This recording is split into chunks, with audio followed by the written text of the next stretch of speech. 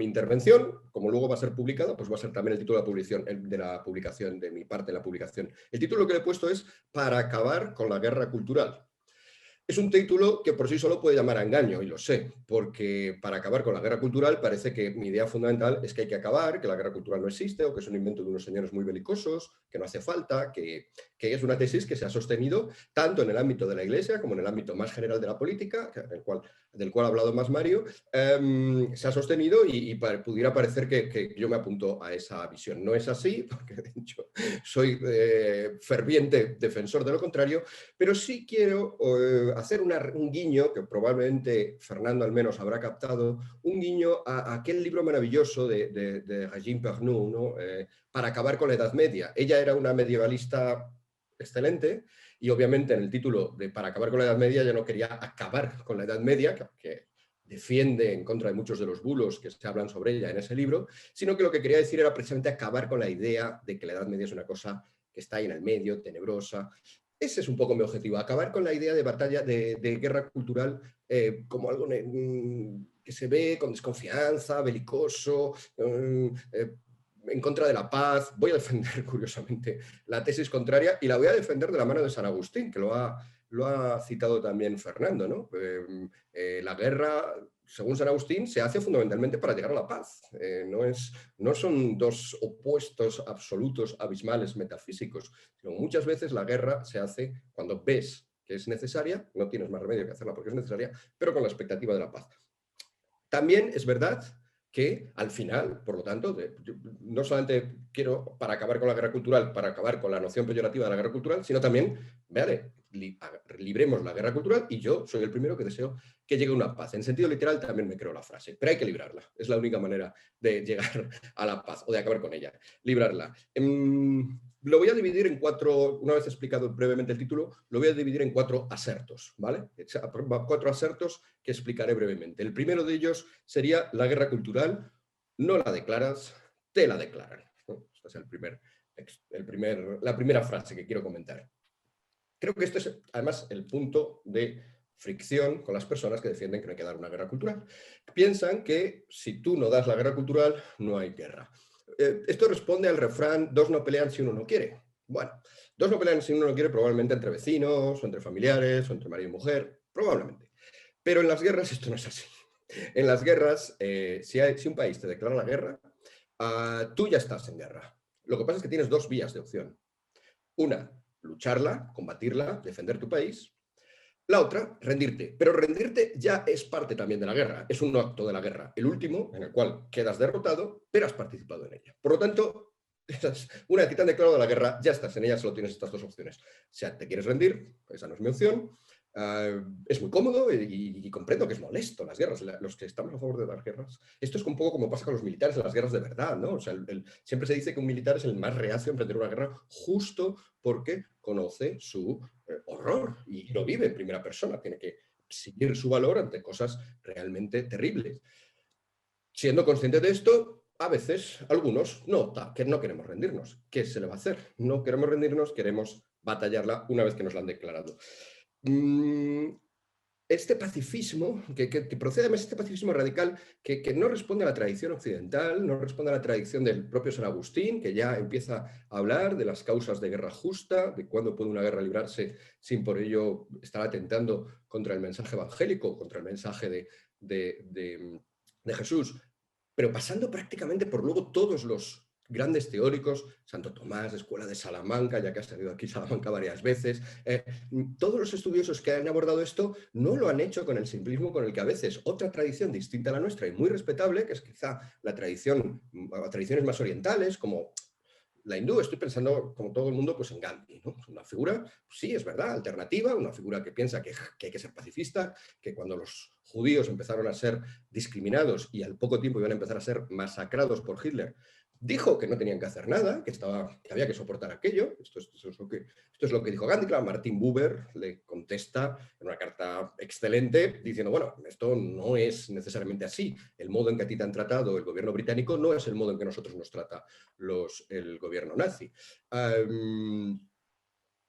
Es más, Gandhi incluso llegó a decir a las potencias, Francia e Inglaterra, que se dejaran invadir, que se dejaran invadir y luego simplemente tuvieran resistencia pasiva. Bueno, esa es otra tradición, no voy a entrar a discutirla, pero a mí me cuesta entenderla. Me cuesta entender la figura de Gandhi, me cuesta entender la exaltación de Gandhi, un señor que por otra parte también, como costumbres personales, las tenía bastante alejadas a lo nuestro, esto de dormir con señoritas desnudas y tal. Bueno, eso es una cosa muy ajena a lo nuestro. Y creo que en nuestra tradición tenemos esta noción de una guerra que puede estar bien dada o mal dada. Esto no significa que cualquier guerra valga. Y tenemos que empezar ya, ahí ya empieza también la batalla cultural, a determinar intelectualmente qué motivos nos pueden llevar de manera legítima a la guerra. Bueno, pues, por ejemplo, que sea una causa justa, qué causas son justas y cuáles no, que la intención sea una intención buena, lo que he dicho antes, la intención de llegar a paz, no la venganza, no dar rienda suelta a tu crueldad, etc. Ahí hay también vías. Que sea el último recurso, es decir, que hayas agotado todos los otros medios, y esto parece también bastante razonable, es decir, se pueden poner un montón de requisitos muy estrictos, ¿no? Que durante, por ejemplo, esto, los daños que provoques haciendo la guerra no sean mayores que los que se habrían provocado si no la hubieras emprendido. O sea, son requisitos bastante fuertes, pero que hay ocasiones en las cuales se cumplen. Y en los casos en los que se cumplen hay que lanzarse. Pues todo esto llevado, no en el sentido estricto de guerra, con armas.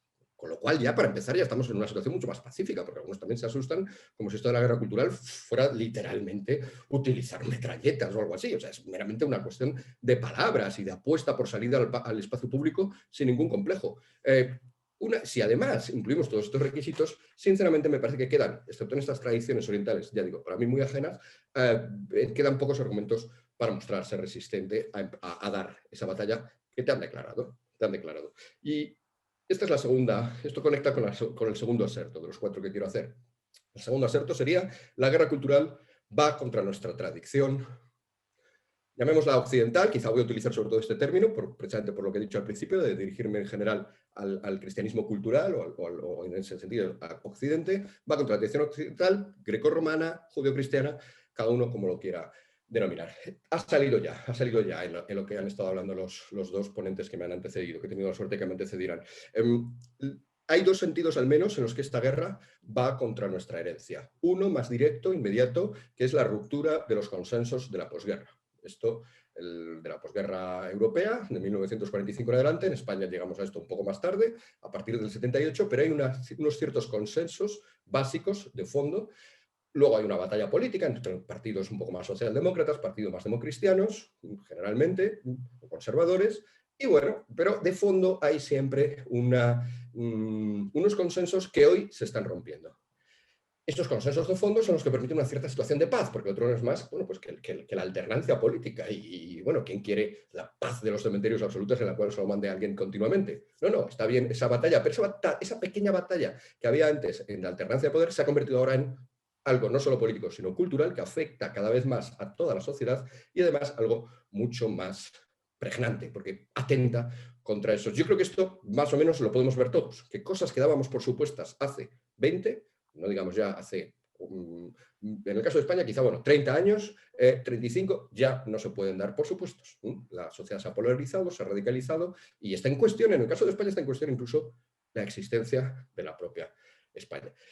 Pero esta ruptura, dentro de lo que cabe de los últimos, con respecto al consenso de los últimos decenios, me preocupa si cabe menos que la otra ruptura que se quiere hacer. Y han hablado de ello, ha hablado de ello Fernando muy bien. Es decir, hay también una ruptura con lo que significa esa tradición en sentido largo, es decir, con los 2000 años de existencia, de esa mezcolanza curiosa entre judeo, cristianismo, Grecia, Roma. ¿Eso qué nos hace? Hay una voluntad de hacerlo, hay una voluntad física de derribar las estatuas que lo representan, pero obviamente detrás no es meramente una cuestión anicónica, es una cuestión de que lo que hay detrás del icono, lo que hay del significado, también hay gente que quiere reestructurar completamente lo que ha significado nuestra cultura, lo que ha significado igualdad, lo que ha significado libertad, lo que ha significado ser mujer y ser hombre, las relaciones entre mujeres y hombres. Hay gente que todo esto cree que está equivocado, sus juicios sobre el pasado son siempre negativos, en el sentido aquel de que Pernú se espantaba de cómo se juzgaba siempre de mal la Edad Media, pues ya no es solo la Edad Media, ya es todo el pasado. Todos los hombres del pasado fueron perversos o fueron, desde luego, estuvieron en términos morales absolutamente despistados y hay que crear un nuevo hombre, un nuevo modelo, un nuevo... De nuevo, esto creo que nos podremos extender mucho, pero creo que todos lo podemos más o menos detectar, ¿no? Se sustituye, por supuesto, la nueva cultura o la nueva civilización que se propone respecto a la que hemos heredado se presenta también con buenos ropajes, ¿no? Con ropajes de bondad, de inclusión, de empatía, de fraternidad incluso, ¿no? Es cierto que tiene ya elementos, incluso en esa fraternidad o en esa empatía se perciben elementos fuertemente motivistas que no coinciden del todo con esta tradición judío-cristiano-romano griega, que sí que ha tenido siempre pues, un respeto por lo intelectual mucho mayor, ¿no? Y entonces entramos ya en fenómenos actuales como la posverdad, desprecio de los expertos, de la propia academia, etcétera, etcétera. Bien, esto que decía también muy bien Fernando, ¿no? Pues esta ignorancia galopante que nos... Sí, es cierto, o sea, ya, pero en todo caso, ¿quién no quiere la fraternidad entre todos? Sobre todo si esa fraternidad luego nos deja a cada uno en nuestro espacio privado de manera más o menos íntima o incluso clandestina quizá, pero no, porque si no lo llevas afuera tampoco te van a clandestinizar. Bueno, pues luego ya puedes tener tus pequeñas preferencias, tus pequeños diosecillos, tus pequeñas figuras, poner tus crucifijos y tal, como una cuestión folclórica tuya, personal, que en tanto en cuanto la mantengas ahí, este nuevo mundo que viene te permitirá. Pero en el primer instante en que quieras sacarla de ese espacio, la reacción va a ser virulenta. Estamos hablando también de cuestiones como, que por cierto ya en gran parte anticipó en su conferencia Monseñor Argüello, y por lo tanto no me voy a extender mucho ahí, cuestiones como el capitalismo moralista, como que de repente las empresas se convierten, creo que un poco también lo ha aludido ahora Mario, ¿no? Grandes empresas, grandes corporaciones se convierten en las que nos dicen qué moral tenemos que tener, qué se puede decir en redes y qué no se puede decir, qué discurso se censura y cuál no, cómo tenemos que ser. Hoy mismo, bueno, pues esa cosa tan revolucionaria, tan reivindicativa y tan contracorriente como sería el 8M, está patrocinado por todas las grandes empresas, luego tan reivindicativo, tan contracorriente no será, ¿no? Pero bueno, todo ese movimiento, esa nueva clerecía, verdaderamente una nueva clerecía que asume la dirección moral de todos en una dirección, ya digo, que a veces de manera más evidente, a veces de manera más civilina, va en contra de esa herencia. Es otro fenómeno, por ejemplo, que hemos estado viviendo aquí en España hasta hace muy poco todas las noches, es el fenómeno de lo que creo que podríamos etiquetar como neoviolencia. Es una violencia que se ejerce fingiendo ser pacifista, fingiendo ser, pues eso, de buenas intenciones, los medios de comunicación colaboran en esto y siempre nos presentan su cara más amable, cuando en realidad es una violencia en buena parte nihilista, pero que quiere nihilista de destruir por destruir, pero que quiere jugar gracias a este truco pues eso, a vencer por el lado de las emociones, de mira, pobrecitos, están ahí, pues algo pasará en Barcelona, algo pasará en Chile, algo pasará en París, vamos a ver qué quieren y vamos a concedérselo. Esta guerra cultural, a mí, o sea, este ataque contra la tradición occidental, a mí no me gusta. No solo no me gusta, sino que fuertemente me repugna en cierto sentido. Y yo sé que esto no es la tradición. O sea, primero veo que no es esta tradición. Me resulta sorprendente a veces como miembros de la propia iglesia o personas que quieren responder a esta tradición, que quieren heredarla, se apuntan.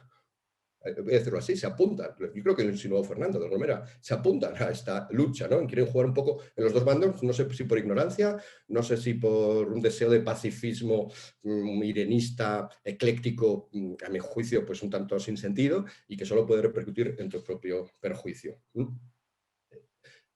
Lo lanzaría más como dos preguntas. ¿Hasta qué punto la Iglesia está frente a esto? Ya sé que las preguntas son de los oyentes hacia nosotros. Yo se las plantearía a todos, incluso a los oyentes. ¿Hasta qué punto la Iglesia está? ¿Hasta qué punto está el centro derecha, ya que está Mario? Mira, Mario, voy a establecer un pequeño punto, pero aunque tú ya lo has apuntado, ¿hasta qué punto el centro derecha en España se ha enterado de esto y está en contra de esto y está planteando batalla neta a esto? A mí me cabe la pregunta. Tercer punto. Dado que yo, a diferencia de estas dudas que me caben de que tanto en la política como en la religión haya gente un poco despistada, yo al menos estaré despistado, pero radicalmente porque lo tengo claro. Estoy en contra de esto y luego hago la detección. ¿Se va ganando o se va perdiendo esta guerra? Y yo creo, este es el tercer punto, esta guerra se va perdiendo. Estamos perdiendo la guerra cultural. Los que estamos en contra de ella, los que estamos en contra de esta destrucción de nuestra tradición y de este mundo nuevo que nos viene, fraternal y tal, estamos en contra. Miguel Ángel, Perdona un momentito, perdona un momentito. Son las 20:47. En principio a las 21 tendríamos que terminar y yo quiero al menos hacer 2 o 3 preguntas. Podemos alargar un poco más. Entiendo que por la anuencia y benevolencia de... Y tantos, o sea que realmente no llevo... Yo entendía que eran 20 minutos lo que tenemos cada Sí, uno. estábamos entre 10 y 15 minutos, pero vamos, Intentaré no excederme, eso, pero intentaré al menos sí conservar mi pequeño eso. espacio. Venga, sí, sí, Lo tengo tan organizado, si se queda alguna sin decir, perfecto, eh, intentaré no excederme y perfecto. no acumulamos retrasos. Vale. Bien, el tercer punto, como digo, es el de que vamos perdiendo, ¿no? En mi juicio. Hay el debate de hoy, que es una publicación que pertenece también de alguna manera a los propagandistas que nos congregan. Había un artículo hace poco en contra de la guerra cultural, de José Peláez, en el cual venía a argumentar algo así como ¿por qué no hay que dar la guerra cultural? Porque la derecha o el centro derecha tiene que está en el statu quo, ¿no? Está con lo que hay. Y lo que hay mayoritariamente es el centro derecha. Y por lo tanto, pues dar la batalla por algo que ya hay, esto es para los belicosos otros que vienen a destrozárnoslo y tenemos un poco pues que impedir que lo hagan, pero nosotros ya estamos con el triunfo de los tiempos, ¿no? Yo creo que es un diagnóstico netamente equivocado, por lo que he dicho antes. Yo no creo que nuestra sociedad el statu quo sea así. Yo creo que el statu quo cada vez es más, poco a poco, lógicamente, pero cada vez, y si miramos en retrospectiva, de una manera en realidad veloz, poco a poco, pero veloz, de año tras año, una sociedad donde se ha aprobado la eutanasia prácticamente sin ninguna oposición y sin ningún debate. Una sociedad donde, por supuesto, el aborto ya lleva tiempo ahí mantenido como una especie de consenso que cuando intentas atacar ya ni siquiera te dan argumentos, simplemente te dicen que no rompas consensos, que eso ya está acordado, un poco como si fuera, pues no sé, el sistema copernicano o algo así. La ley trans la tenemos dentro de poco tiempo y curiosamente la mayor oposición a la ley trans viene del feminismo radical. Es una batalla interna interesante en ese mundo actual, pero no viene de... yo no estoy viendo que venga de la política y no estoy viendo tampoco que venga de la Iglesia. Un mundo en el cual las cuotas, la discriminación positiva ya prácticamente están normalizadas. El propio artículo al que me refiero, en un momento determinado decía, bueno, es normal que al hablar de violaciones se piense uno sobre todo en las mujeres porque las mujeres son las únicas que sufren violaciones. Esto no es así. O sea, hay violaciones de hombres también. Pero me parecía significativo de cómo el propio artículo había comprado tanto esta versión de alternativa, que es la que hoy cunde en contra de lo que decía el artículo, que decía, no, el statu quo es de centro derecha, no, el statu quo ya es otro. Y ese te lo has comprado tanto que hasta te crees que no hay, te has creído la frase que adoraría cualquier feminista radical de que las únicas violaciones que hay, o las únicas que importan, son las que se hacen a las mujeres. Los hombres, por desgracia, también son violados en menor medida, pero son, lo sabemos todos. Cuarto punto y último, termino con esto. La guerra cultural hoy, el enunciado es que la guerra cultural hoy se libra en los márgenes y quizá deba ser así. Entre paréntesis, añadido al final. ¿Qué quiero decir con que la guerra cultural se libra en los márgenes?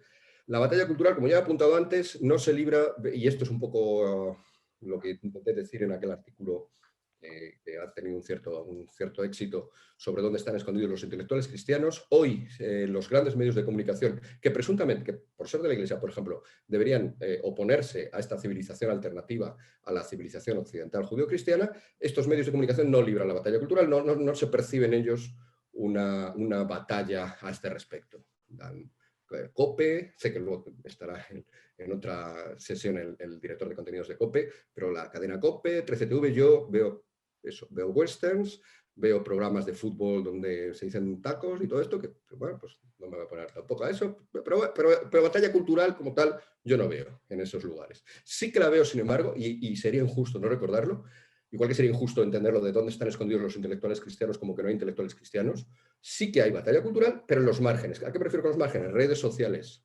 iniciativas como esta. De reunión. Iniciativas de las propias universidades que enseguida se han puesto a sacar y a discutir sobre este asunto. YouTube, podcast, o sea, youtubers me refiero. Por supuesto que en ese mundo por suerte, hay un abanico enorme y a lo mejor, como decía al principio, tiene que ser así, y voy acabando ya, a lo mejor tiene que ser así, es decir, cuando como si, ya dado que he dicho en el punto 3 que vamos perdiendo la guerra cultural, lo lógico en el punto 4, es decir, cuando vas perdiendo una guerra, recurre a la guerrilla. A lo mejor tiene que ser así, a lo mejor es el mejor método. Ahora bien, están pretencioso es pedir, al menos a estos grandes que no la libran, que al menos no boicoteen la que se hace en los márgenes. Dicho de otra manera, los instalados, tanto sería pedir a los instalados que no boicoteen a los guerrilleros, porque esto a veces ocurre. Esto a veces ocurre. Estamos en el 8M hace 3 años, creo recordar, un 8M con un manifiesto claramente anticivilización occidental, pro-abortista, pro-anticapitalista y tal. El cardenal de Madrid, Osoro, se apunta a esto y dice que sí, que se apunta al 8M. O bien ignorando que había ese manifiesto, lo cual no tiene perdón, porque hay que saber, y además este manifiesto lo conocíamos todos, o bien creyendo que de alguna manera sí coges la parte buena, te apuntas a lo bueno, pero no a lo malo. Pero esto no es lo que ocurre cuando tú te apuntas a algo. Estos matices no existen. Si tú te apuntas a algo, te apuntas a ello. Y mientras otros en los márgenes están o estamos combatiendo y haciendo ver que el 8M incluye trampas, que lleva trampas dentro, que no hay que comprar, uno pediría que al menos no se le boicotee desde la instalación apoyando eso. Tampoco digo que haya que oponerse. A lo mejor un respetuoso silencio no vendría del todo mal. Lo pongo como ejemplo, obviamente es un ejemplo puntual, anecdótico, todo lo que queráis, pero es que me gusta bajar las cosas a lo real, a lo cotidiano. Un último ejemplo, los colegios católicos, que también mencionaba en mi artículo, ¿no? Cuando llegan yo no pido tampoco una especie de adoctrinamiento masivo, pero sí de los colegios católicos, lejos de mí, pero cuando uno ve que le llegan oleada tras oleada de alumnos, muchas veces provenientes de colegios católicos, con una ignorancia absoluta de todos estos temas, uno pediría, ya digo, no que se recomiende leer, ver a tal youtuber o seguir a tal persona en Twitter en los colegios, me parecería absurdo que se hiciera, pero al menos sí, ni siquiera que se obliga a creer, lo cual todos sabemos, también desde San Agustín, por cierto, que es totalmente absurdo. De acuerdo, pero sí al menos que se den los instrumentos básicos de conocimiento de la historia sagrada, de la Biblia, de la tradición occidental, para que una persona luego en un momento dado pueda apuntarse a eso. Y esto no está pasando. La gente sale de estos sitios sabiendo hacer murales sobre la paz, sabiendo probablemente apuntarse al 8M o celebrando estas nuevas festividades, este nuevo santoral laico, que son como es el 8M, pero no conociendo, pues eso, que es, cuáles son, yo que doy ética, cuáles son las 3 virtudes teologales, para luego yo poder explicar bien las 4 cardinales, que son las que me interesan, porque en el fondo estoy dando a Aristóteles. Que se pudiera un poco conectar y saber, y hasta ahora, de hecho, esta simple pregunta prácticamente nunca he conseguido que se responda bien. Por lo tanto, el reactivar esa posibilidad en los instalados, y los colegios, desde luego católicos en España, es algo muy instalado, es algo preponderante, las universidades hay 16, o sea que son cosas que están ahí muy potentes, a reactivar desde esos puntos esas vías de conexión, creo que sería fundamental. Acabo con una lucecita de esperanza. Yo cada vez me encuentro más a chavales que ya a sus 20, 20 y pocos años recuperan o reavivan de alguna manera su fe o su interés por la tradición occidental o son conscientes de lo que nos está pasando y quieren oponerse a ello. No les gusta el mundo al cual le conduce esta fraternidad universal patrocinada por Facebook, Apple y Progre, Y, Woke. No les gusta y saben oponerse y redescubren su tradición. Pero claro, son chavales de 20 y tantos años a los que de repente les tienes que enseñar, pues, estar por una iglesia y explicarle que es un ecceomo, escuchar un dicho y explicarle qué es la parábola de los talentos. Esto son anécdotas reales que me han pasado, son muy bonitas, porque ves a una persona por primera vez a los 23 años, una persona, ya digo, próximo al mundo al católico y probablemente con formación católica, descubrir que hay una cosa llamada la parábola de los talentos y que te enseña ahí que, oye, que si tienes mucho tienes que dar mucho. Pues, pero por otra parte, aunque tiene esa parte bonita, por esa parte yo creo que es una llamada de atención. Como la que tú, muy bien dada, me has dado hace un rato y yo ya obedezco.